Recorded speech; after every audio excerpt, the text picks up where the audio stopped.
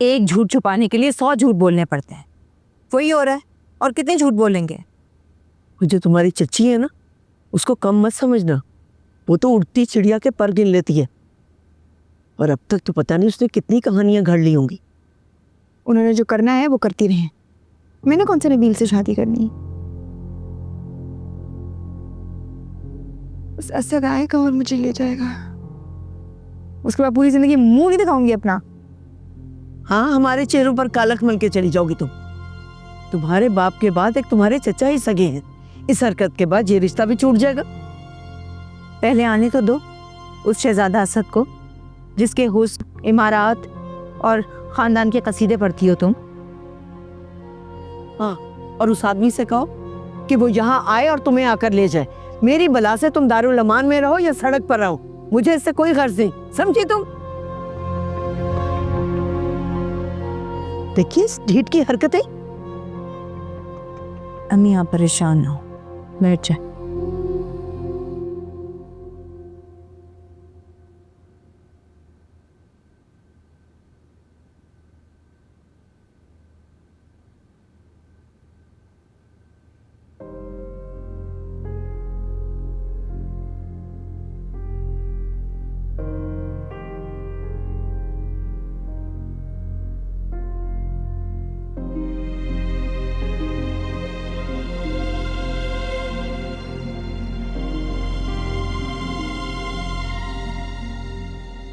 Hello Elina.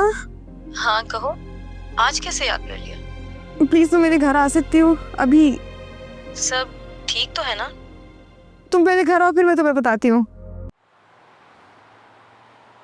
तुम्हारा दिमाग तो ठीक है? ये तुमने मुझे पहले क्यों नहीं बताया है? तुमने मुझे कहा था वो तुम्हारे कजन का दोस्त है। यार मैंने झूठ बोला था तुमसे। वो असल में वो और मैं एक पार्टी में मिले थे, और फिर उसके बाद हम लोग थोड़ा और मिलने शुरू हुए। फिर उसने मुझे ब्लैकमेल करना शुरू कर दिया था।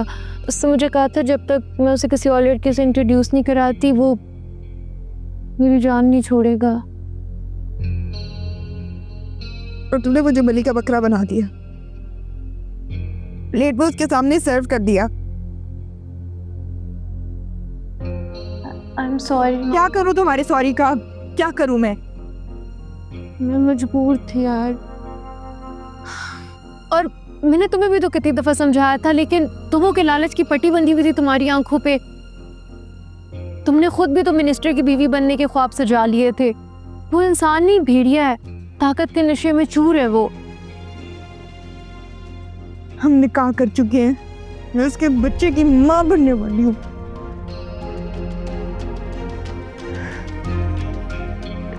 वैसे नहीं कर सकता, वो बदल गया है। मुझे पता है, मैं बता रही हूँ इस दफा सीरियस है, मुझसे बहुत प्यार करता है। तो अगर वो तुमसे प्यार करता है तो इस टाइम कहाँ है?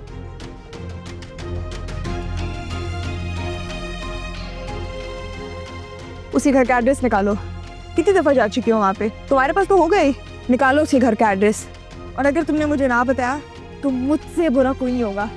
इस सारे मसले में तुमने मुझे ही फंसाया है, तुम ही निकालोगी अब। वैसे नहीं कर सकता, रियल हाथ का सुन के तो कभी भी नहीं करेगा।